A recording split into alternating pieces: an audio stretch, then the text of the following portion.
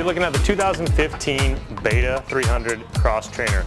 Beta designed this bike as an entry-level dirt bike. This is not a hopped-up trials bike trying to be a dirt bike. This is an entry-level dirt bike based heavily off their 300RR model.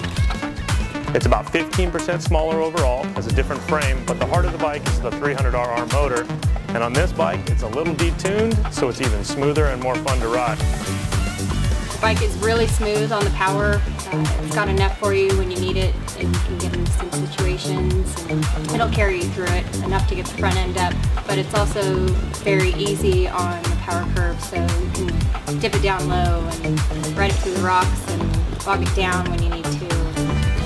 You can tell by the exhaust pipe, it's kind of more trialsy, but it'll still rev out because it still keeps its power valve, just a little bit different tuning.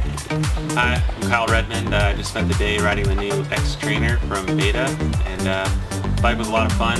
You know, I wasn't sure what it was going to be like, but it's similar to a dirt bike, but it just feels like a toy. It's light, it has electric start, which is really nice, but you know, the motor is really docile. It's perfect for just messing around in the rocks and trials style stuff, but you can still kind of ride on the trails and hit corners. You know, it's not like, you know, a weird feel when you turn to the trail. So I really like that about it. From idle all the way through, the power, it's really smooth. I mean, you can lug this bike down so low, which translates into great traction, but it also translates into a bike that's not scary for a beginner. It's using the Olay suspension company, and the shock is just a little smaller than normal shock, softer spring rate. The front forks only have a fork spring in the right leg. They have adjustable preload on top, and overall this bike is super plush. The suspension is pretty soft if you compare it to a real race bike, but I mean the suspension itself makes it easy to ride because it soaks up a lot of stuff. I don't like the turning radius of it, but I do like that it's super balanced and it makes it easy for a beginner intermediate rider to hop on and go. It's a play bike, it's a technical trail bike, and it's not made to slam through hoops or G-outs. This bike is made to conquer rocks and roots and single track, switchbacks, and do it at a lower seat height than normal, so a rider feels more comfortable.